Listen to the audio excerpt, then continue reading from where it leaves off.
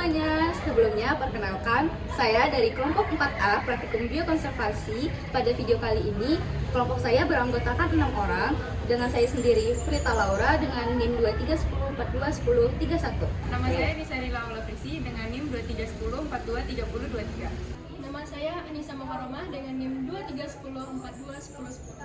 Nama saya Cynthia Larista dengan NIM 2310422015. Nama saya Rehan Utama Putra dengan NIM 2310422029. Saya Prestina Helmi dengan NIM 2310422039. Teman-teman pernah dengar nggak kue tradisional bernama gelamai, yang dimana kue legit asal Sumatera Barat ini mempunyai cita rasa yang manis, gurih, dan teksturnya yang kenyal. Tapi sayangnya sekarang makin jarang kita temui. Di video kali ini kita bakal kenal lebih dekat nih sama yang namanya gelamai, mulai dari sejarahnya, proses pembuatannya, sampai alasan kenapa kue ini mulai langka. Teman-teman tahu nggak kenapa gelamai di zaman sekarang ini jarang ditemui? Yang pertama, karena proses pembuatannya yang sangat lama. Yang kedua, karena bahan-bahan alaminya yang sangat mahal dan sulit untuk ditemui. Nah, jadi teman-teman, kali ini aku mau ngejelasin tentang bahan-bahan yang digunakan untuk membuat gelamai. Bahan yang pertama, yang paling penting, tentu beras ketan. Biasanya tuh yang dipakai beras ketan putih. Yang kedua, yaitu ada santan kelapa. Ini tuh yang bikin rasa gelamainya jadi gurih dan juga legit. Bahan selanjutnya yaitu ada gula merah atau gula aren. Nah, ini tuh yang kasih warna gelamainya itu jadi coklat yang khas dan juga rasa manis. Nah, selain itu ada juga orang yang ngasih sedikit garam supaya rasanya itu lebih gurih dan juga memperkuat rasa gurihnya.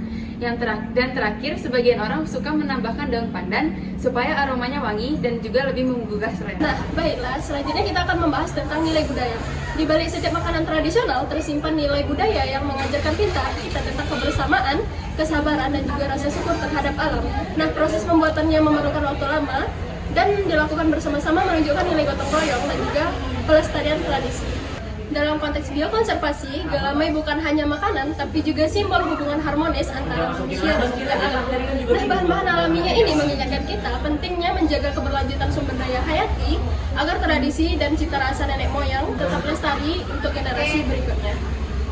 Galamai itu biasanya dibuat dan disajikan pada momen-momen istimewa seperti pernikahan, upacara turun mandi, sunatan, batagak gala, menjelang hari raya, atau pada saat selesai panen padi dan kegiatan bersama di kampung. Nah, galamai ini dibuat secara bersama-sama sehingga menjadi ajang kebersamaan antar warga. Galamai itu kerap disajikan kepada nenek mama atau tokoh adat yang disajikan di dalam dulang tinggi, yang mana fungsinya untuk sebagai penghormatan.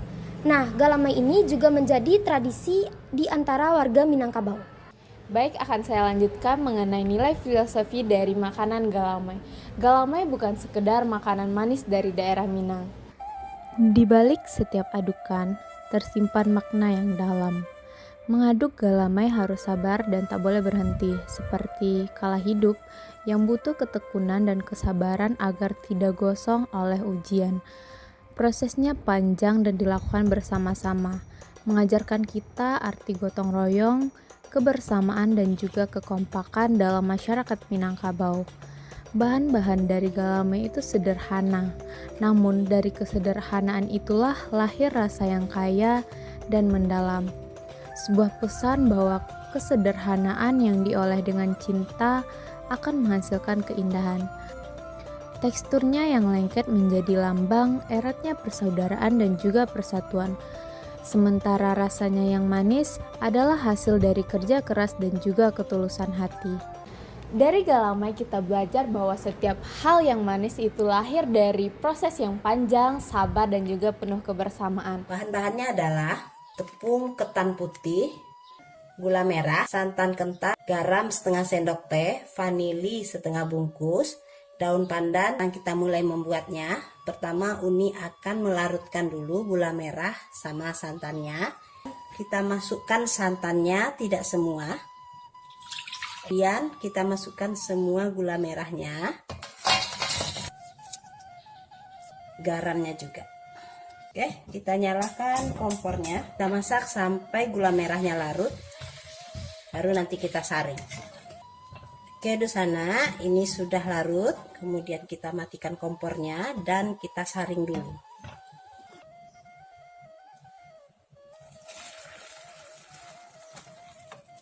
Kemudian kita sisihkan dulu.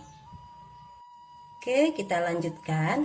Ini santan yang Uni sisain tadi. Kemudian kita masukkan tepung ketannya.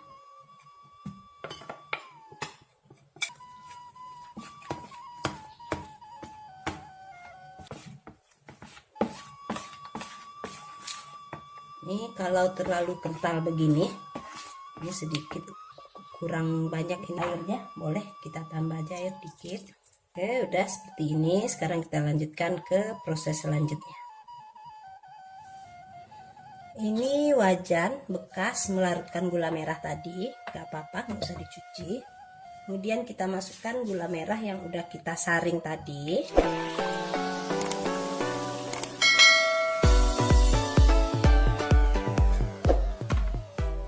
Kita masukkan juga tepung yang udah kita larutkan, kita campurkan.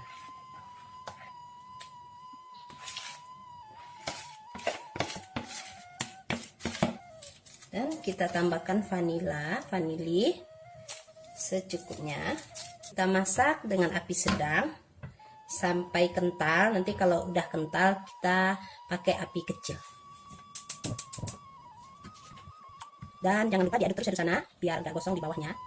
Kalau udah seperti ini di sana, ini apinya kita kecilin. Ini bikinnya sampai segini aja. Kalau di sana pengen hitam lagi silahkan lanjutin aja sampai sesuai selera di sana. Oke, di sana sekarang Uni akan sajikan. Uni akan masukkan ke dalam wadah dari daun begini.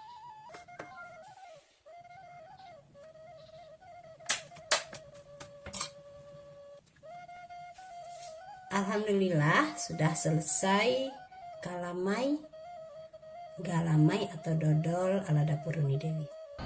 Nah, sekian video mengenai makanan kearifan lokal yaitu galamai. Semoga teman-teman dapat memahami dan tertarik mengenai makanan tradisional galamai ini. Sekian, terima kasih. Assalamualaikum warahmatullahi wabarakatuh.